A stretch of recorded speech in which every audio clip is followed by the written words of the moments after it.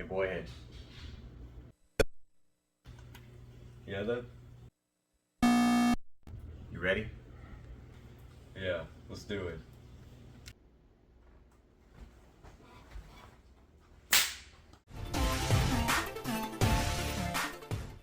So, real quick before I get into this review with Boyhead here, I want to remind everybody that we're doing a giveaway for an ING partner wireless guitar system, which is the A9 to be specific. If you haven't seen that video, click up there and you'll go watch it. And it has the rules and all of that of what we require. So far, there have been 2 replies, but only one person actually followed the rules. So, there's only one person right now in the running. So if you see this and you're that first person that commented, follow the rest of the rules by watching the entire video, because I implanted rules throughout the whole entire thing. So um, 2 more weeks to go.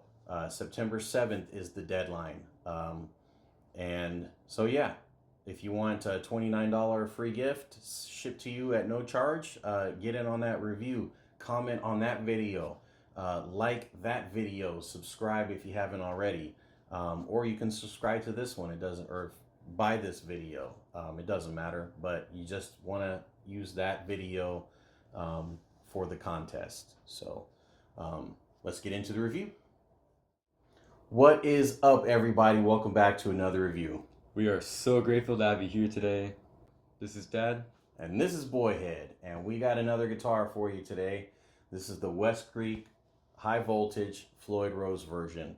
You can find this on Amazon. Price is $299. Of course, I'll have my link down in the description below. And yeah, this is the flat satin, I would say, army green version. There's a black version, and then they have the standard high voltage that comes in 3 colors. Purple's there too. I kind of wish this came in purple because I don't have any purple guitars, but I don't have any green ones either, so that's pretty cool. Just to go over some quick specs, you have 22 frets, you have a scale length of 25 inches, you have a mahogany body, rosewood fretboard, and a maple neck. And I'm going to safely assume that it's a roasted maple neck, even though it's painted, but all of their other necks for all of their other guitars are also roasted maple. So it just stands to reason that they wouldn't deviate from that. It is a bolt-on neck as well. You have standard tuners, and you have a single humbucker, very high output humbucker as well. That's for heavy metal. That's going to increase the magnetic field around those strings to give you a more pure, a more clear tone, rather than dual humbuckers or triple humbuckers or humbuckers and singles or whatever combination. You have a single tone and a single volume knob, and you have the Floyd Rose special tremolo bridge. And I'm going to get into some detail about that here in a second. But the neck is also a compound radius. Don't ask me the measurements because I don't know. I know the body half of the neck is a D shape and the headstock half is a C shape. So it's definitely shreddable. I did do a couple modifications when I first got the guitar. I did put some Ernie Ball Beefy Slinky 11 to 54 strings on there just for a lower C sharp tuning is what I'm running on this. And then I also polished the frets. When I got the guitar out of the box, the frets were not polished, and they were making a kind of a grinding noise when you did a slide or a bend. But now they're mirror polished. Now they're totally the way they should have been out of the box. And I also oiled the fretboard. And here's a pro tip. Instead of spending $16 on a couple of ounces of specialized fret oil, go to Lowe's and get yourself a $6 big bottle of Old English lemon oil and cleaner. It works just as good. It actually makes the rosewood a little more dark and rich in tone. So as far as the weight goes, it's under 7 pounds. I did not weigh this. I don't have a scale that's proper to weigh it. But yeah, it's under 7 pounds. And I also forgot to mention there is a kill switch, which is a momentary mute button. It's red. I wish it wasn't red, but what can you do? As far as setting up the Floyd Rose bridge, it was, to me, no more difficult than a standard tremolo bridge. Um, yeah, I didn't feel like it was any different at all. And I want to say it's like level to me, to my eyes. I didn't have to do any modifications to add the beefier strings because of the locking nut at the top. This probably can go actually a little bit bigger in string gauge. So as far as that goes, it's totally cool. I didn't have any issues with the finish other than a couple of small spots. One right up near, I don't know which dot this is. It's the last dot. There's a little bit of a bleed over on the banding because this is banded. These are jumbo frets and they are rounded ball ends. Forgot to mention all of that, but there is banding around the neck too, and some bleed over came over on that. As far as the finish on the back, it's smooth. There is a little bit of roughness where I feel like a little bit of dimpling, I guess, or bumps. Nothing major. Actually, I just noticed it now. I've been playing this every day now for a few weeks. The back, you have the plastic covers for each component. The springs for the tremolo already were at an angle instead of all being straight, so that was kind of cool. You have your truss rod adjustment here at the top with the high voltage branded truss nut cover. And yeah, nice satin black on the headstock. And it's just a really attractive guitar, really simplistic and minimalistic, I think. And you'll get to hear a very amateur sample in a minute. But let's get Boyhead's take on it. What you think about it? What does it look to you? So like, first off, I really like the shape of it. The shape of it is very nice. You know, it's appealing. The color though, I don't really like the color. You don't like the color? Yeah. I didn't know that. That's okay. Color's a little Color's very subjective. You know, I don't like all the same color guitars, but I'm kind of tired of black guitars. So I just wanted a different color. Like I said, if it was flat purple, I probably would have got that one instead. But yeah, if it was purple, then yeah. Yeah, or even a flat red. There's a lot of color options I think they could have done, and they probably would sell a lot more than other colors. But yeah. This body shape is actually like an 80s style.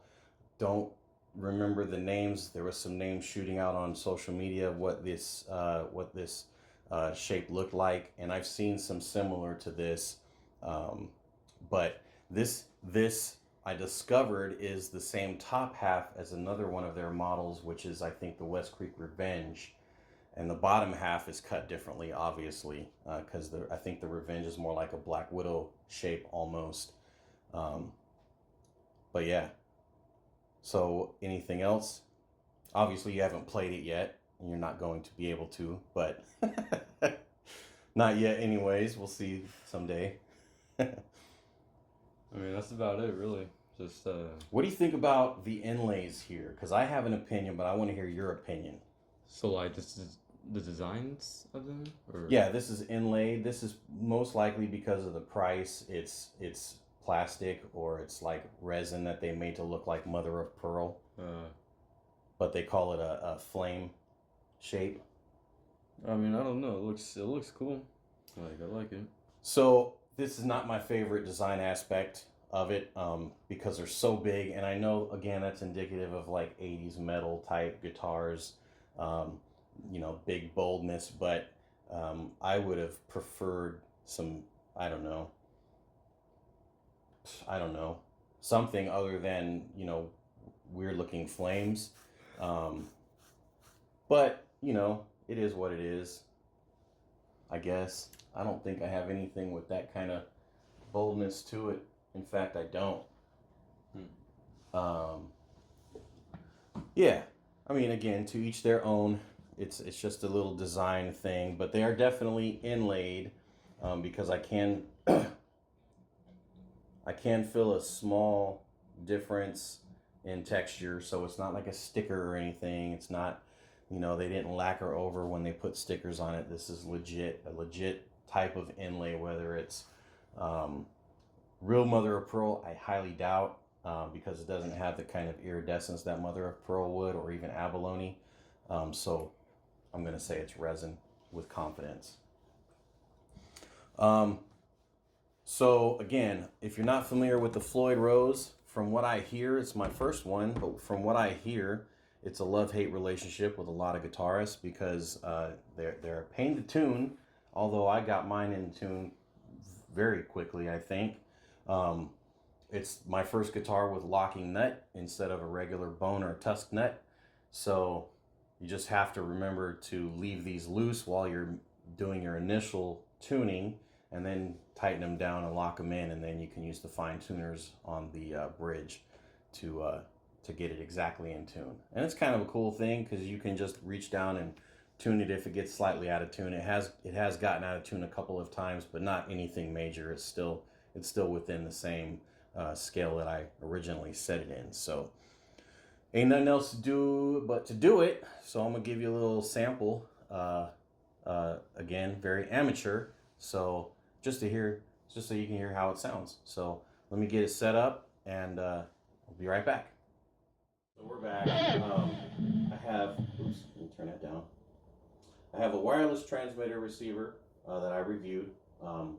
If you haven't seen the review for that, it'll be up in the cards here. I also have the Flama FX20, which is a headphone amplifier that has multi-effects. It's really, really cool. I'm not going to review it because it's been out forever. It's got really low reviews on Amazon, but I've had nothing but fun with this thing. It's awesome. So anyway, I'm going to chug my best. So here we go.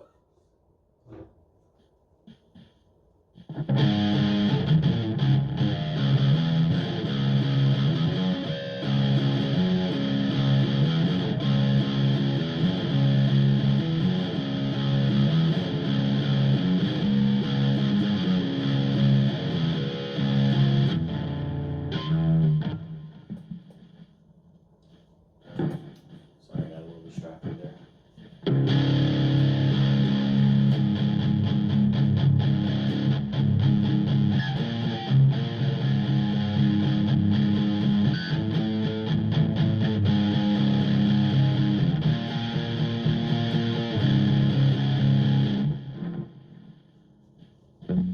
You all right there?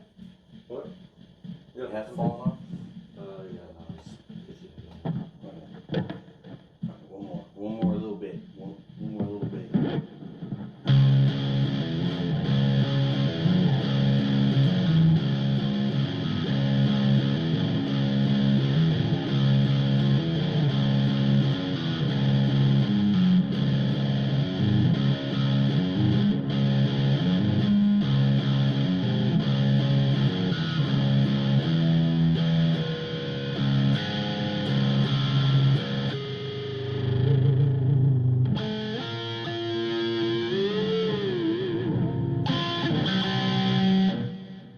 I forgot about this button, so I'll give you a little taste of what that sounds like.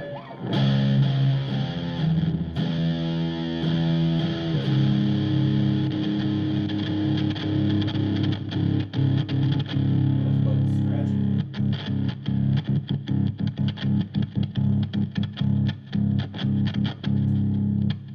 Well, that's not a good selling point, WestCreek.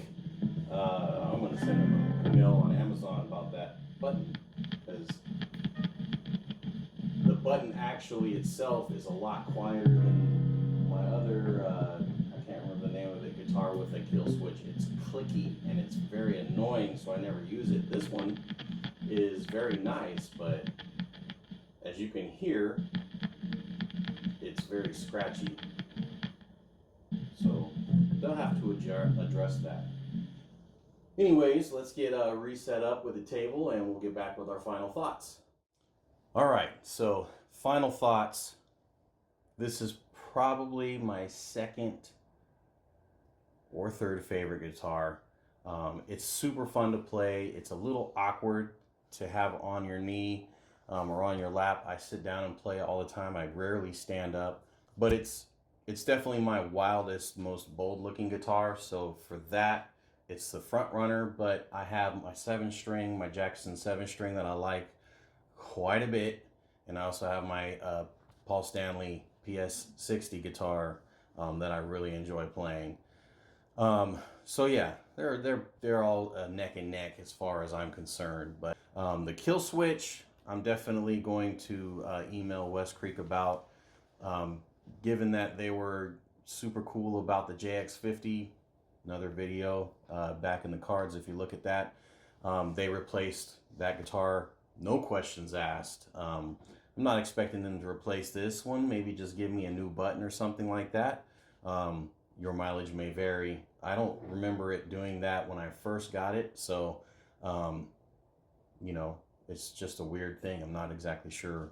It's just maybe it's a cheap kill button. I don't know, but I would definitely recommend it for a beginner if you want to get into heavy metal. It's easy to play. The action was already set super low. Even when I added the beefier strings on there, I didn't have to change the action at all. The intonation is okay. I don't have the proper tools to set up a Floyd Rose intonation, but it's within my ears that are not trained for perfect pitch. So I think it'll be good enough. If you're going to take it on stage or something like that, you probably want to get it intonated more proper. So what'd you think of it overall? I thought it was pretty good. It was very deep, very good for making metal music. Heavy metal, thrash metal, stuff like that. Yeah. Yeah. Overall, it's a good guitar. I like it. Nice. So it's got the Boyhead seal of approval. That means go buy it. All right. That's all we have. So until the next review, you guys, you have any words of wisdom? Don't do drugs. Hey, that's the best wisdom. Don't do drugs and stay in school if you're a kid, right? Get good grades. Stay in schools. Yeah. All right. We'll see you on the next one.